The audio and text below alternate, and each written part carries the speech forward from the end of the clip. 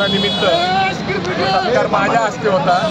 या कार्यक्रमाला मला अक्कलकोटच्या एका शिक्षण संस्थेने आणि जन्मजय राजे यांनी स्वतः निमंत्रित केलं होतं। त्या कार्यक्रमाला मी गेलो असताना त्या ठिकाणी स्वागताच्या ठिकाणी फटाके वाजत होते आणि त्या ठिकाणी अचानक काही कार्यकर्त्यांनी म्हणजे आपले दीपक काटे जे शिवधर्म फाउंडेशन संघटना चालवतात ते भारतीय जनता पार्टीचे सरचिटणीस आहेत यांनी माझ्यावर अचानक हल्ला केला आणि तो हल्ला म्हणजे यांनी माझ्यावर काळं तेल टाकलं, वंगण टाकलं आणि त्यांनी तिथं आमच्याबरोबर झटापटी झाली।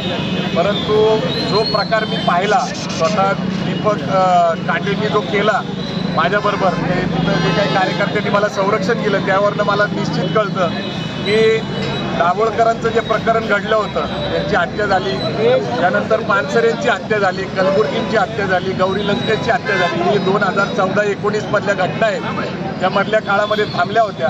परंतु जी विचारसरणी मांडली जाते, जी मनस्फूर्तीला अभिप्रेत आहे, या हिंदुत्ववादी संघटनेच्या या कार्यकर्त्यांनी आम्ही जी राज्यघटना आहे तिची समता, बंधुता, न्याय, स्वातंत्र्याची तत्व आणि या देशामध्ये मानवता निर्माण झाली पाहिजे।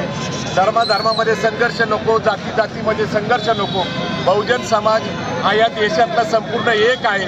याच्यासाठी जे संभाजी ब्रिगेड 20-25 वर्ष काम करत आहे, फक्त एक छोटंसं कारण केलं की संभाजी ब्रिगेडचं नाव बदलावं, ते छत्रपती संभाजी ब्रिगेड करावं, ही त्यांची मागणी आम्ही मान्य